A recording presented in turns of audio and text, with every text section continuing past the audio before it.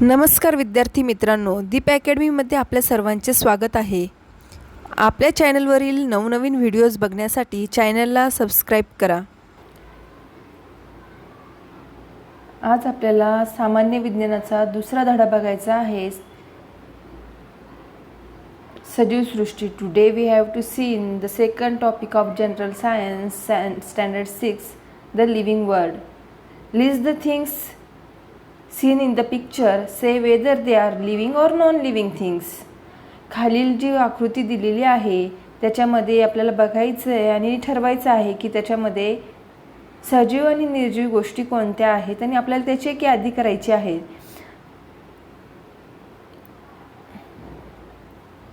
आता आपल्याला बघायचं आहे characteristic of living things. Characteristic of living things म्हणजेच काय? सजीवाची गुणधर्म. There are many types of plants animal around us. जर आपल्या अवतीभोवती बघितलं तर आपल्याला विविध असे प्राणी आणि वनस्पतीचे प्रकार बघायला मिळतात. They show some similarities and some differences. जर आपण बघितलं तर त्याच्यामध्ये आपल्याला काही साम्य आढळतात तर काही भेद आढळतात. At with the help of certain features we can tell that they are living things. जर त्याच्यामध्ये काही वैशिष्ट्ये असतील तर आपण म्हणतो की त्या सजीव गोष्टी आहेत. This feature are not seen non living things. तेच वैशिष्ट्य निर्जीव वस्तूंमध्ये आपल्याला दिसत नाही. Such features are said to be the characteristic of living things. तर अशा विशिष्ट गुणधर्मालाच आपण सजीवाची गुणधर्म असे म्हणतो. Let us study this characteristic. आता आपल्याला अशा गुणधर्माचा अभ्यास करायचा आहे. What differences do we see between the young ones and the adult in the picture? आता तुम्ही मला सांगा, खाली जी चित्र दाखवली आहेत त्या चित्रामध्ये लहानांमध्ये आणि प्रौढांमध्ये काय फरक दिसत आहे?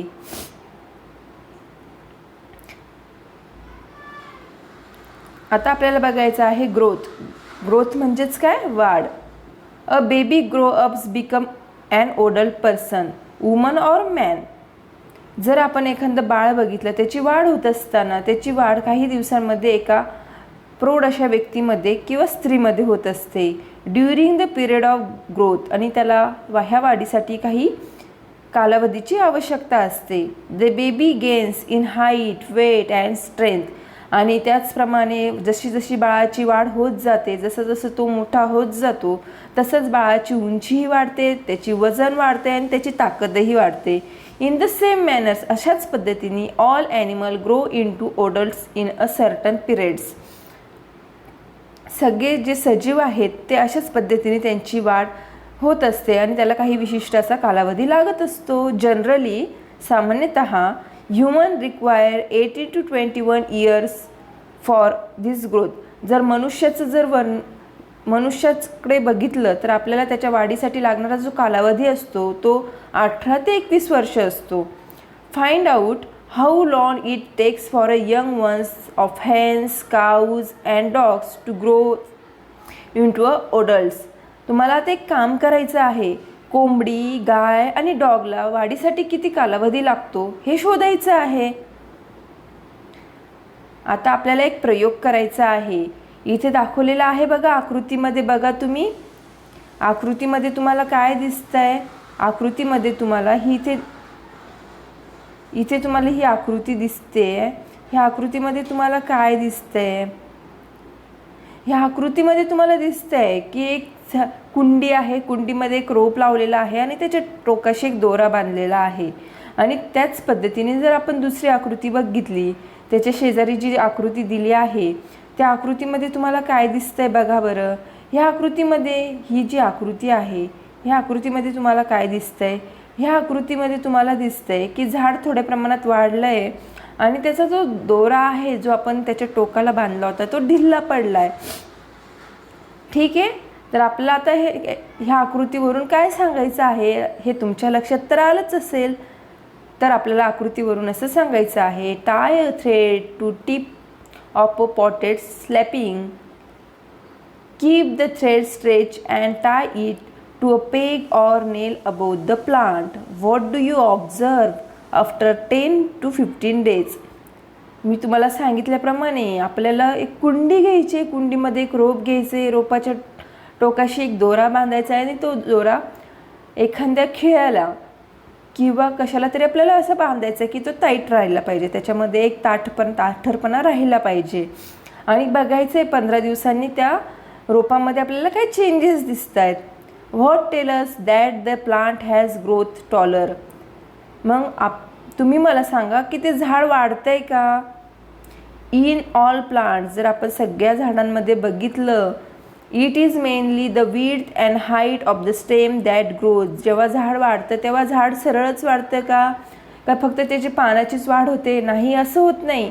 झाड वाढताना त्याचे ब्रँचेस म्हणजे त्याला फांद्या येतात, त्याचं स्टेम जे आहे त्याचं खोडामध्ये वाढ होती, त्याची उंची वाढती. अशा प्रकारे झाडाची वाढ होते हे आपल्याला माहिती आहे. ॲज दे ग्रो, अशा पद्धतीने झाड वाढतंय. Some plants develop branches while others do not. काही झाडांना ब्रँचेस असतात, काही झाडांना नसतात. Though all living things grow, animal grows only a certain period. Plants on other hand grow as a long as they live. जर आपण एक विचार केला तर फक्त प्राणी असे आहेत की ते काही विशिष्ट कालावधीपर्यंत त्यांची वाढ होते, पण जे झाडं आहेत ते झाडं ते जिवंत असेपर्यंत त्यांची वाढ होते. The growth of living things occur within the body, which means that growth occurs in all parts of the body. मग जी वाढ असते ही वाढ पूर्ण शरीरामध्ये होत असते, त्याचबरोबर ती शरीराच्या अंतर्भागात सुद्धा होत असते. अंतर्भागामध्ये असणारे जे वेगवेगळे अवयव आहेत त्यांचीसुद्धा आपल्या शरीराबरोबर वाढ होत असते. आता खाली काही पिक्चर्स दिलेली आहे, त्याच्यामध्ये एक बनियन ट्री आहे, त्याचं छोटंसं रोपटं आहे, आणि कोकोनट ट्री आहे, त्याचं पण छोटंसं रोपटं आहे. आता काही ते सर्टन पिरियड घेणार आहे त्याच्या वाढीसाठी जो लागणारा कालावधी आहे तो कालावधी घेतल्यानंतर काही वर्षानंतर त्याचं एक मोठं असं झाड होणार आहे, आणि त्या झाडामधून आपल्याला नारळाच्या झाडापासून मग आपल्याला नारळ मिळणार आहे. बघा तुम्हाला पिक्चरमध्ये दिसतंय ते झाड काही दिवसानंतर किती सुंदर वाढलेलं आहे.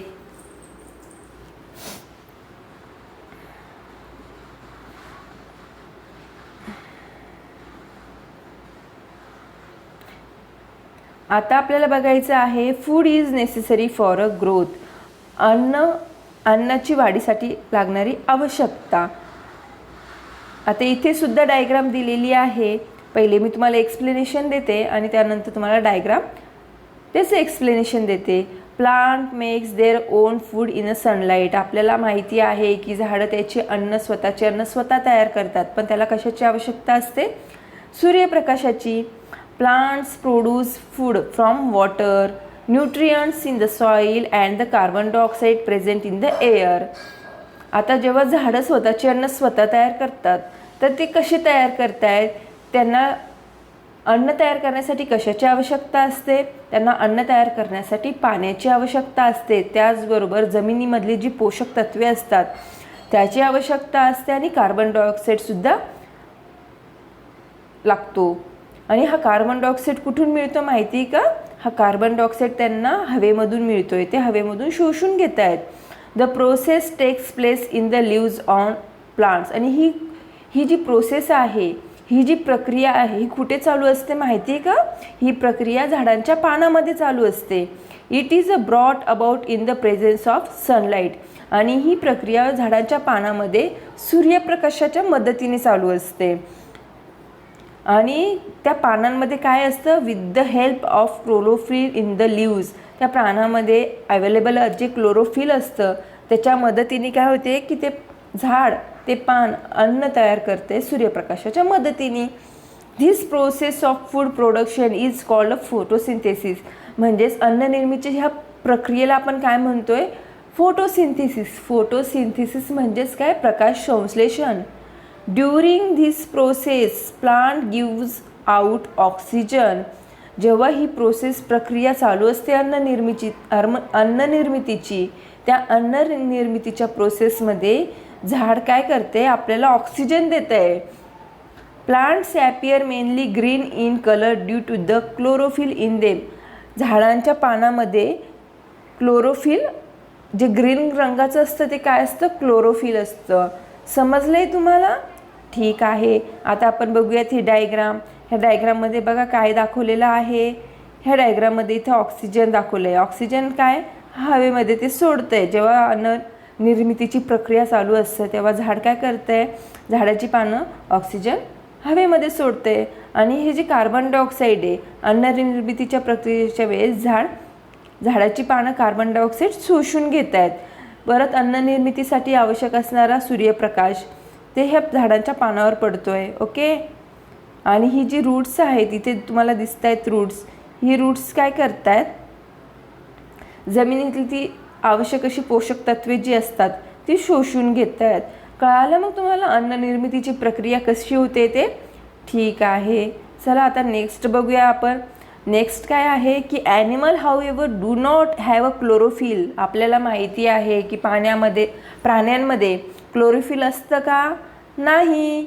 दे do not produce their own food. आपल्याला हेही ठाऊक आहे की प्राणी हे स्वतःचे अन्न स्वतः तयार करू शकत नाही. दे सर्च फॉर अ फूड. ते अन्नाचा शोध घेत असतात. Animals such as a goats, ship, horses eat grass while wild animals such as a tiger and lions meet their need for food by hunting other animals which live on plants. जर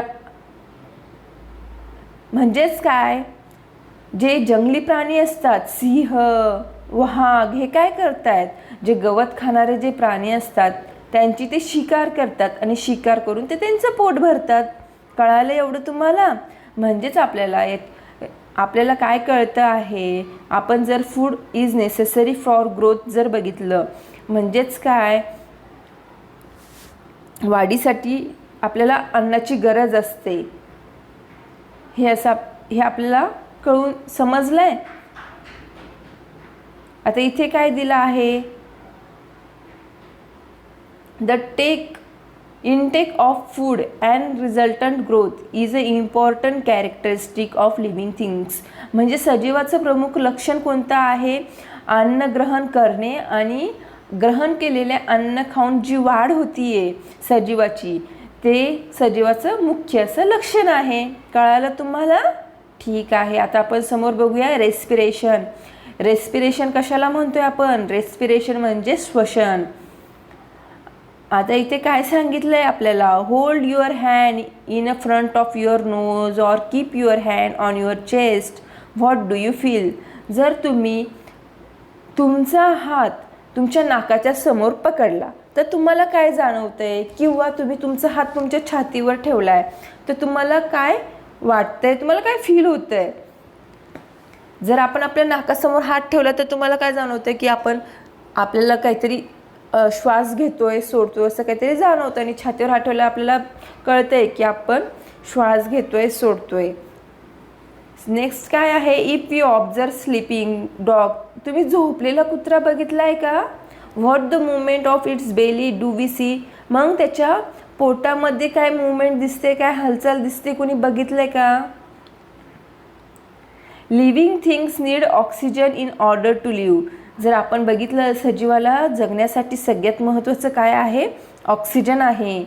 inhaling oxygen और exhaling in the carbon dioxide form in the body due to use of oxygen is called respiration. मग श्वसन आपण कशाला म्हणतोय, म्हणजेच मनुष्य काय करतोय, सजीव काय करतोय, जगण्यासाठी ऑक्सिजन घेतोय आणि कार्बन डायऑक्साईड शरीराच्या बाहेर टाकतोय.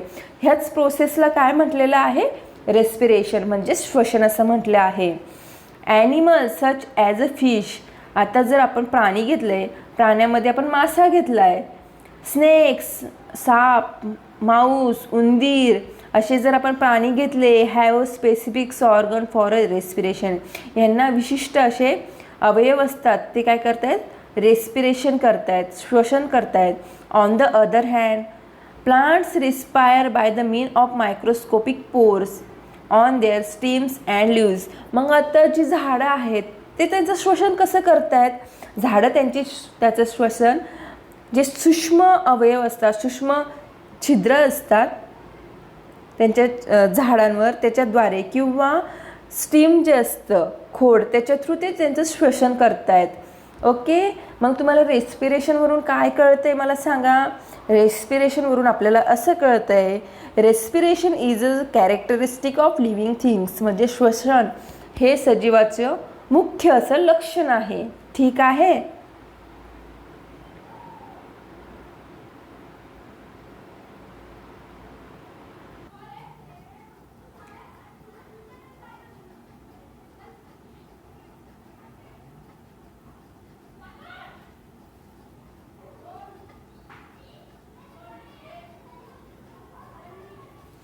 आता आपल्याला बघायचं आहे एक्झर्शन. एक्झर्शन म्हणजेच काय, उत्सर्जन.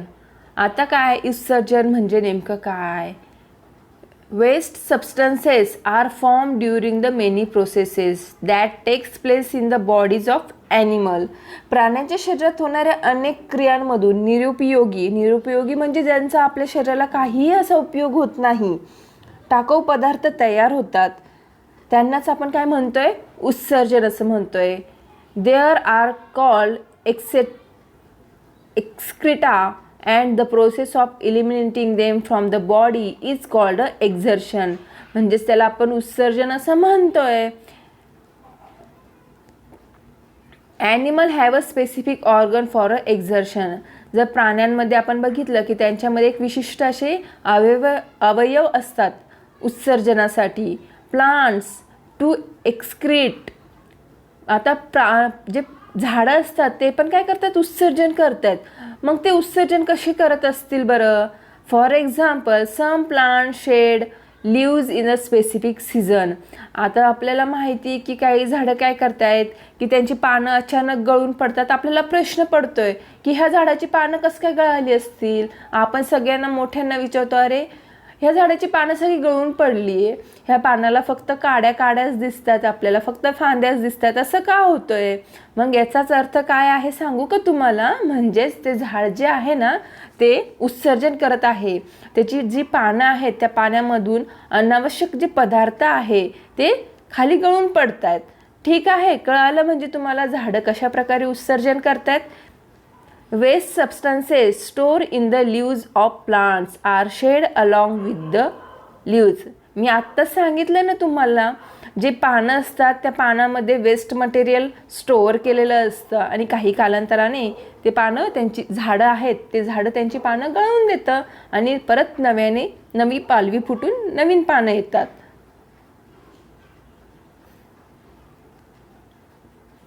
आता आपल्याला बघायचं आहे ट्राय धिस. ट्राय धिसमध्ये काय आहे बघ. ट्राय धिसमध्ये take a transparent plastic bag, tie it over a leaf of a plants as shown in the picture, observe after 6 or 7 hours. What do you see. तुम्हाला काय करायचं आहे, एक कॅरीबॅग घ्यायची आहे, ट्रान्सपरंट अशी पारदर्शक पिशवी घ्यायची आहे आणि त्या पिशवीला काय करायचं आहे, चित्रात दाखवल्याप्रमाणे वनस्पतीच्या एका पानावरती बांधायची आहे. ती मुलगी बांधते ना बघा तुम्ही, हां तसंच बांधायचं आहे. Observe it after 6 to 7 hours. आणि आपल्याला 6-7 तासांनी बघायचं आहे की आपल्याला त्या बांधलेल्या ज्या पानाला आपण एक छोटीशी पारदर्शक अशी पिशवी बांधलेली आहे त्याच्यामध्ये आपल्याला काय दिसतंय. Droplets of water collect on the inside of the bag.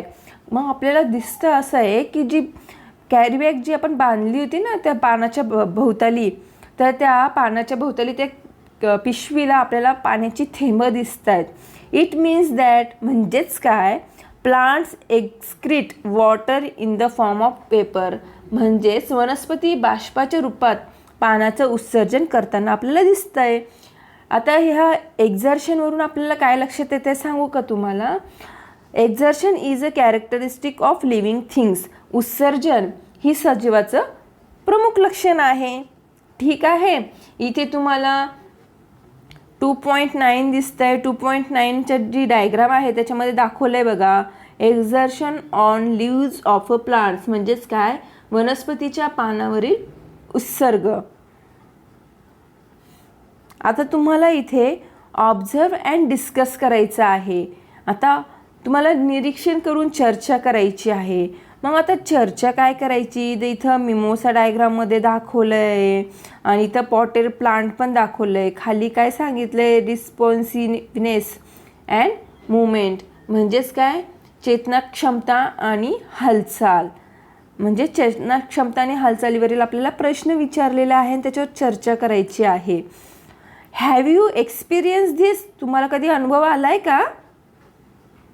What happen immediately after the following action? ह्या कृती जेव्हा घडतात तेव्हा तुम्ही असं बघितलं आहे का, नेमकं काय घडतं आहे? कधी असा अनुभव आला असेल कुणाला तरी.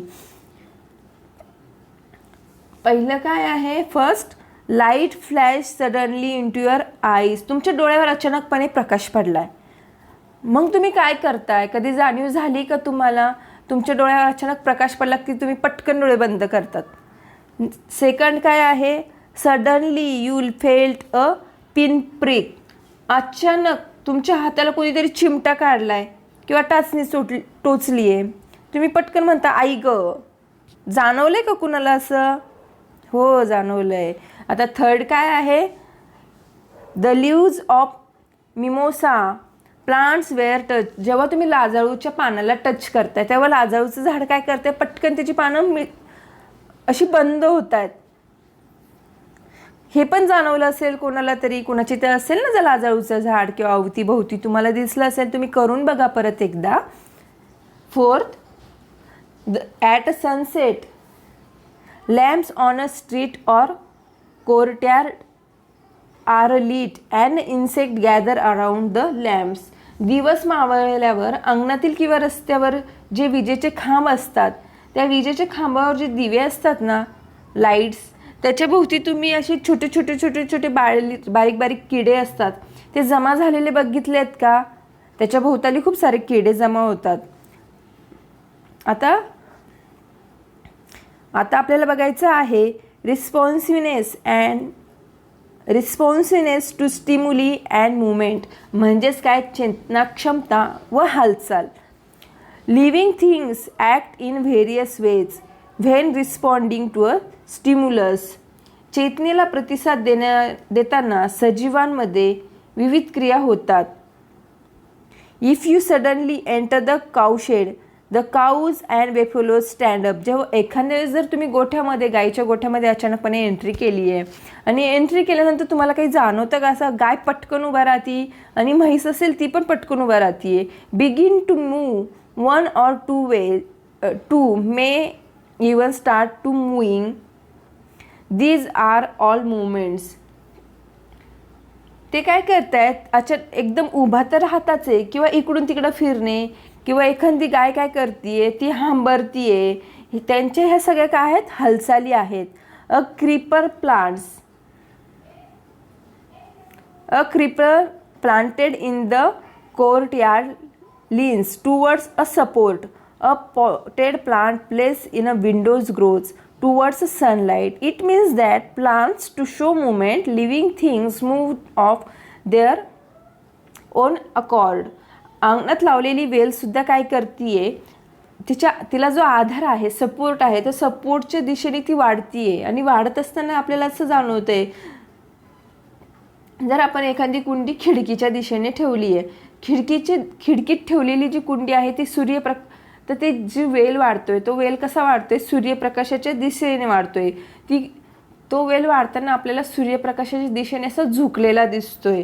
म्हणजेच आपण काय म्हणू शकतोय, तिची जी हालचाल होते, त्या वेलीची जी हालचाल होतीये ती सजीवांमध्ये त्यांच्या स्वतःच्या प्रेरणेने होतीये. तिला आपण असं झुकवलंय का सूर्यप्रकाशाच्या दिशेने? नाही, ती आपोआप झुकली आहे.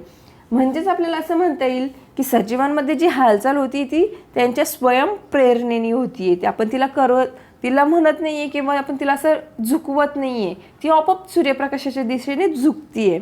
The movement or the change taking a place in a living things at such a time is there a response to a stimulus and even that occur in the surroundings is a stimulus.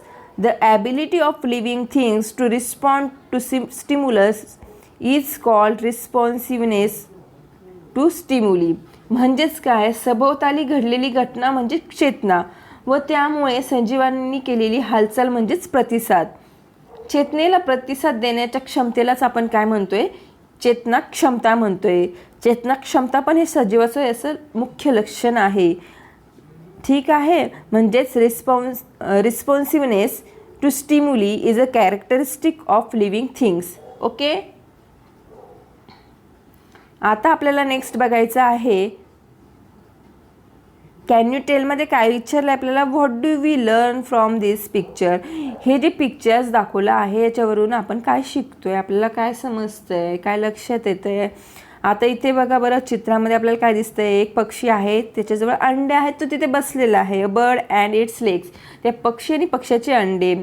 आता इथे दिसतंय bryophyllum म्हणजेच पानफुटी वनस्पती. पानफुटी वनस्पती म्हणजे त्याचे पान जर आपण लावलं की त्याला दुसरे पान येतात, त्याला पण पानफुटी म्हणतो. आहे की नाही जादू. अ मेअर अँड हर फोल, आपल्याला घोडी दिसते आणि त्याचे छोटंसं पिल्लू पण दिसतंय. रोज कटिंग, रोज जे लावतोय त्याचं कटिंग केल्यानंतर, कलम केल्यानंतर ते येते. तर तिथं दाखवलं बघा आपल्याला रोज कटिंग. ठीक आहे. आता आपल्याला बघायचं आहे हे रिप्रोडक्शन. रिप्रोडक्शन म्हणजे प्रजनन किंवा पुनरुत्पादन. प्रजनन कशाला म्हणतात. Living things produce other living things like themselves, म्हणजेच एखादं सजीव त्याच्यासारखा स्वतःसारखाच दुसरा सजीव निर्माण करतोय, त्यालाच आपण काय म्हणतोय, प्रजनन असं म्हणतोय. Some animal give birth to their youngs ones, म्हणजे काय करतायत, काही प्राणी आहेत, काही सजीव आहेत, ते पिल्लांना जन्म देत आहेत. सम लेज एग्स, काही प्राणी, काही सजीव काय करतायत, अंडे घालून पिल्लांना जन्म देत आहेत. Their youngs ones hatch out of its eggs. आणि नंतर काय होतात, जे ॲनिमल्स आहेत, जे अंडी घालून पिल्लांना जन्म देत आहेत आणि त्याच्यापासून मग नवीन पक्षी तयार होतोय. New plants are produce from the seeds. आता नवीन झाड लावायचं असेल तर आपण काय करतो, बिया टाकतो आणि त्याच्यापासून नवीन झाड येतं आहे. A new plant are produce from the seeds, stems or leaves of plants. मग जेव्हा आपण बिया टाकतोय, बिया, खोडे, पाने यापासून आपल्याला वनस्पतीची नवीन रोपं तयार होताना दिसत आहेत किंवा नवीन रोप तयार होतं आहे. The process by which a living thing generate a new living things like itself is called a reproduction or procreation. म्हणजेच आपण आपल्यासारखा जो नवीन जीव तयार करतोय, स्वतःसारखा नवीन जीव तयार करण्याची जी प्रक्रिया आहे, ह्या प्रक्रियेला आपण काय म्हणतोय, प्रजनन म्हणतोय किंवा पुनरुत्पादन म्हणतोय. मग रिप्रोडक्शन ह्याला आपण काय म्हणणार आहे तुम्ही सांगा बरं. ज्या पद्धतीने आपण म्हणालो आहे, ग्रोथ हे सजीवाचं प्रमुख लक्षण आहे. ठीक आहे. आपण काय म्हणालेलो आहे, अन्नग्रहण किंवा त्यामुळे होणारी वाढ ही सजीवाचं काय आहे, प्रमुख लक्षण आहे. ठीक आहे. सगळ्यात पहिले आपण बघितलंय the intake of food and the resultant growth is an important characteristic of the living things. नंतर आपण बघितलं आहे रेस्पिरेशन. रेस्पिरेशनमध्ये काय आहे, respiration is a characteristic of living things. Very good. आता थर्ड काय आहे, थर्ड आहे एक्झर्शन. एक्झर्शन पण काय आहे, कॅरेक्टरिस्टिक ऑफ लिव्हिंग थिंग्स. म्हणजे सजीवाचे आपण कोणती लक्षणं आहेत हे बघितलं आहे. आणि याच्यामध्ये आता responsiveness to stimuli and movement is also characteristic of living things. Reproduction is also characteristic of living things. Okay.